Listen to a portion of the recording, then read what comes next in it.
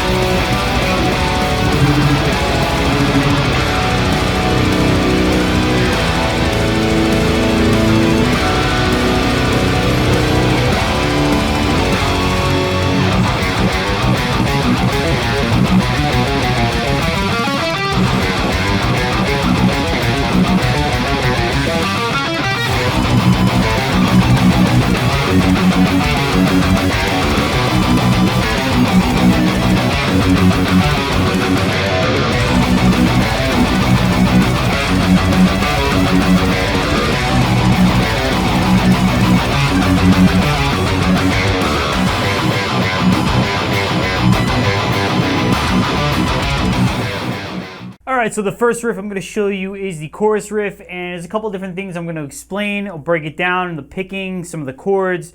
But first I'll play it fast, and then I'll break it down into sections. So here we go.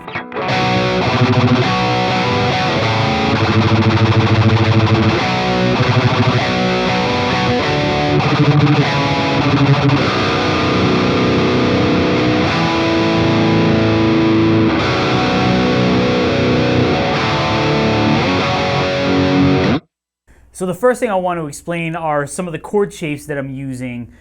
So I am using some root fifth power chords, but I'm also using dyads, so essentially two-note chords, whereas a triad is a three-note chord, a dyad is two notes. And in this case, I'm using root minor third and root major third. And I did a video on this recently, which you can check out by clicking the link up here in the corner. Just some simple chord shapes, just kind of in lieu of root fifth power chords, a couple of simple chord shapes. To help you come up with some new ideas for riffs and just overall change the sound of just the typical root fifth power chords that we use in metal. So the first chord is a B5 power chord on the 7th fret E string, so I'm doing, and then from there I'm muting the 7th fret, that B note, just all 16th notes. And I'll get into the picking technique with the fast muting. We'll get into that later in the video. So we're doing a B5 power chord, and then I'm hammering on from 9 to 10 on the A string. So from there I'm going to this A chord. So instead of playing a power chord like this, I'm playing A and the major third C sharp. So 5 on the E string, 4 on the A. So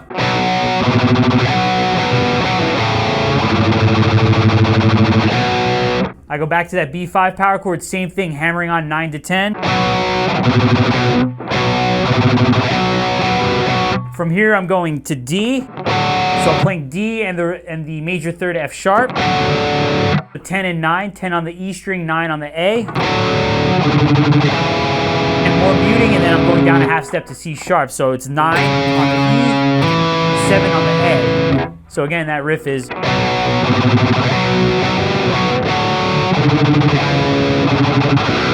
I hit a B5 power chord. So now I'm going to show you the difference, the way I would play it if it was power chords, and the way it would sound with like it is on the recording with the dyads. So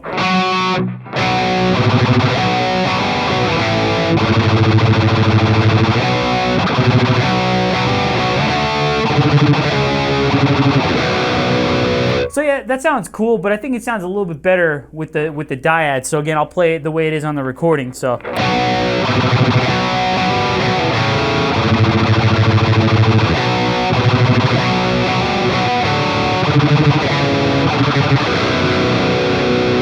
I know to my ears it's a little bit darker sounding, so that's why I like it.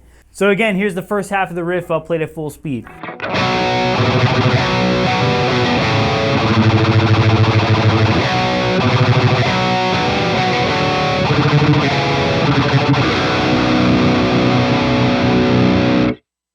So now we get into the second half of the chorus, and then going into the transition riff, which brings us into the solo. So.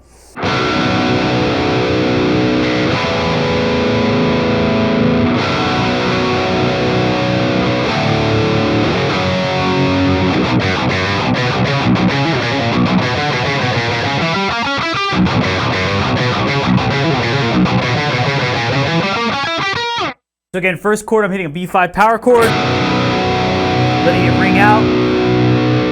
Then I'm hitting an A, so I'm hitting an A, but it's inverted, so the E, the fifth, is going to be in the bass. So it's going to be 5th fret on the B, 5th fret on the E, and 7th fret on the A. So it gives you a little bit of extra crunch, almost like if you were playing like in drop A. It kind of gives you the illusion that you're playing in like a drop A tuning.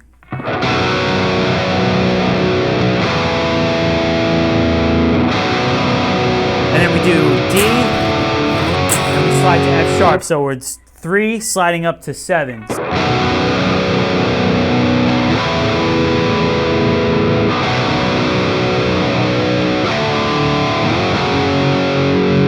And nothing really complicated, nothing to really explain here. It's just open power chords. The only thing is just when you hit that last chord, when you go from the D to the F sharp, you just want to kind of slide into it instead of just going straight into it. Like, you want to kind of exaggerate the slide a little bit. So, and that brings us to the transition riff. So that riff slow is.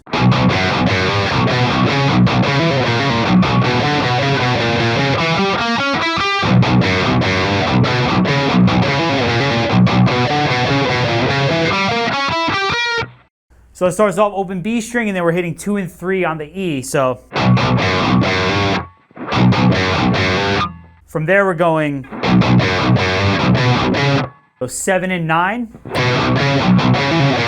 So in between the notes, I'm hitting the open B string with the downstroke, just 7, 9, and then I do like a little diminished thing. So 9, 12, 9 on the E, and then 6, 9, 6, just hammer on and pull off. From there we do this. So that's all on the E string, so it's 7, 10, 7, 9, 7, 6. So 7, 10, 7, 9, 7, 6. And I'm alternate picking this. And then we go into this little diminished run. So starting 6th fret on the E, so it's 6, 9 on E, 7, 10 on A, 8, 11 on the D, and 9, 12 on the G. So again, that riff.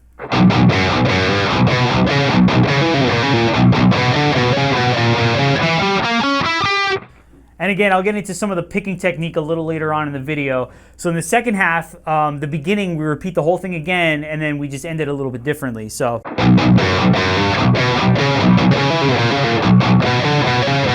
that's all the same, and then we're doing a diminished run again, but we're going up to the 9th fret on the E. So it's 9, 12 on E, 10, 13 on A, 11, 14 on D, 12, 15 on G. So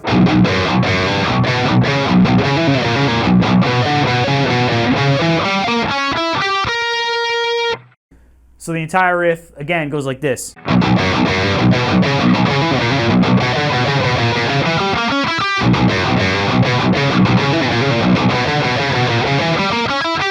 So from there we go into the riff that's underneath the main guitar solos, and again we're just a lot of downstrokes, and the notes in between, again, I'm alternate picking, so I'll play the whole riff slow and then I'll break it down. So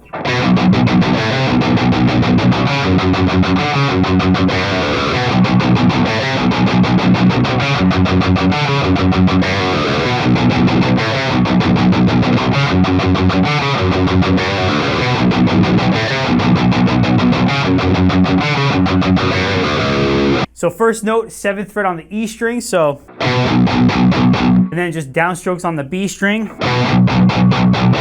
So then that's 5 and 8 on the E string, so I'm alternate picking that. So the B string notes is all down picking, and then the notes on the E string is all alternate picking, so down, up. From there we're going to F sharp. So first note is the 4th fret on the A string, and we're hitting 2nd fret on the E string. same pattern, just all downstrokes on that low F sharp. And that's 5 and 4 on the A, and again, up and down, or I'm sorry, down and then up. And from there, just hammer on and pull off 3 and 2 on the E string, and then 3, 2 on the B. So again.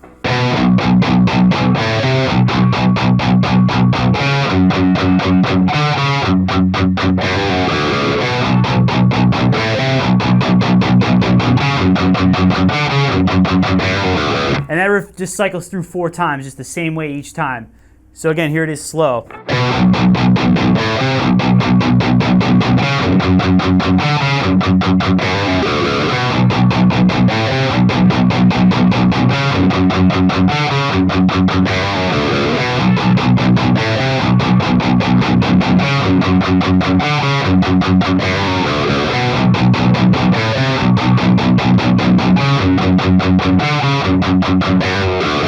And then it goes back into the intro riff, which we covered in the last video. So here's the riff again, played at full speed. So.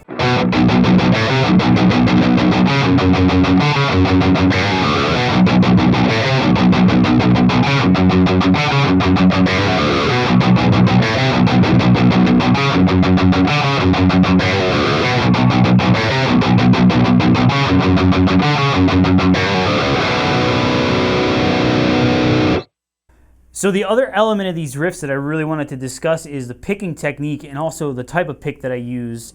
I went into this a little bit in the last video, but I want to kind of dive a little bit deeper into this. So the pick that I like to use, and live it's a little bit different. I use a little bit of a thicker pick because I'm playing lead. But when I'm tracking rhythm in the studio, I like to use this pick. This is a 0.88 millimeter Dunlop. And there's a variety of different ones. There's the flow pick, there's the sharp, there's like a Tortex that's kind of this size, but has a little more of a point. But this one is good too. I use this style of pick to track all the rhythms. And it's great because I think 0.88 millimeter is a good size because it's not light enough. Like, it's got a little bit of bend, but it's not light enough to where it's going to bend heavily when you really dig in. And it's also rigid enough so you can get that nice attack. So when you're doing the fast muting, it rings out clear, or it comes through clear through the amplifier or the speakers. During the chorus riff, in between those chord hits, I'm doing a lot of fast 16th notes. So what I would suggest doing, if you're not used to this, is start off slow. And the way I do it is, so when I pick like that, as far as rhythm goes, I keep my middle finger, my ring finger, and my pinky kind of fanned out like this. And I hold the pick with the side of my index finger and the middle of my thumb, like so.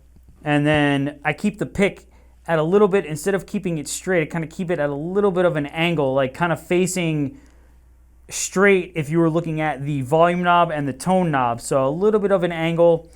And I also hold the pick not necessarily on a downward slant, but when I'm doing the fast muting, it changes. When I do downstrokes, I'll hold the pick like this. When I'm doing fast muting, 16th notes or gallops, I might hold the pick facing up. So I'll show you what I mean.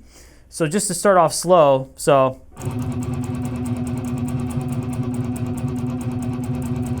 And the other thing too is my pick, again, is on an angle parallel to the string instead of being straight down like this. I turn it this way a little bit again, so the pick is exactly straight with the volume knob and the tone knob and the pickup selector. So.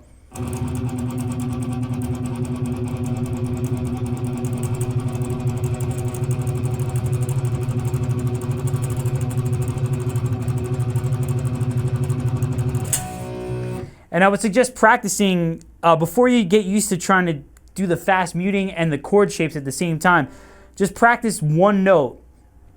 So play that B note, that 7th fret E string, just practice that with a metronome and just start off slow.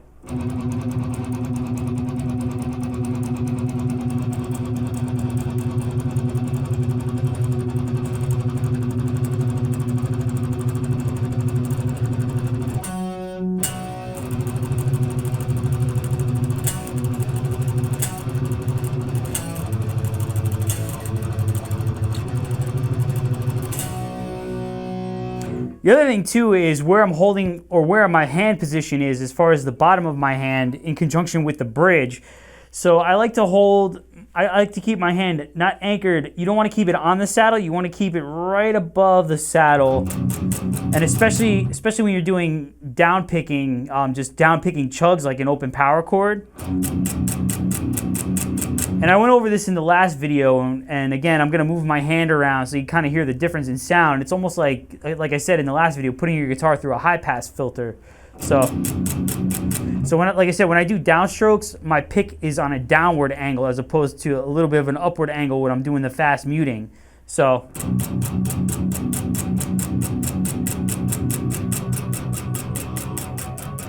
as you play with high gain, you get some of the harmonic overtones ringing out. To me, that's the best position. That's the fastest or the most comfortable, and it's the chunkiest sounding.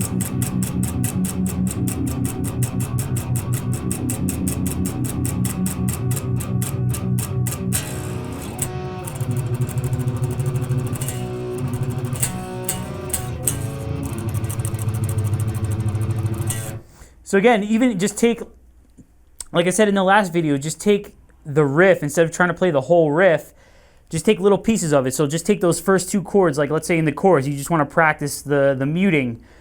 You don't have to play through the whole thing, just play through those first two chords. So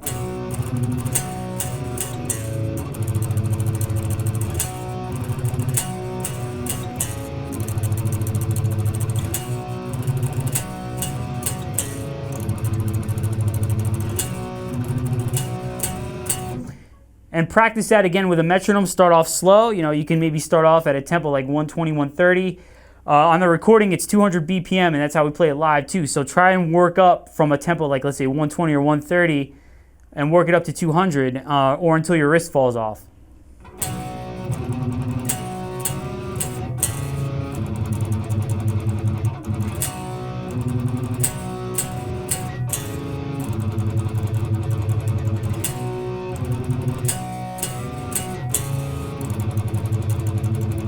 And then just gradually speed it up.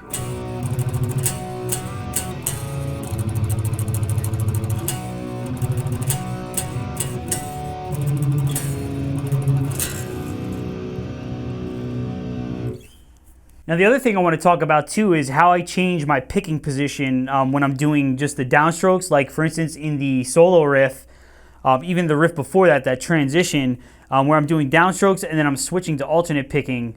I kind of go back and forth between how I angle the pick. So for instance, in the transition riff, I'm going, again, back and forth between holding the pick on a downward slant and then positioning it on an upward angle as well when I switch from alternate picking to downstrokes and back. So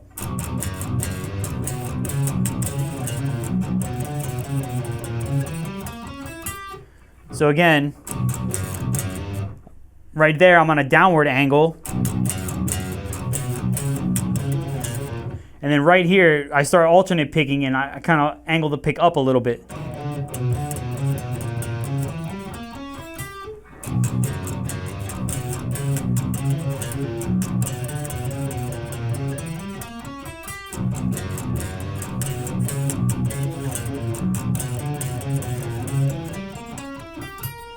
And again, sometimes too, like I said, I fan my fingers out, and then sometimes I use the pinky where, like, kind of keep it as an anchor, like where the pickup ring would be. So I alternate back and forth between that when I'm playing rhythm. So again,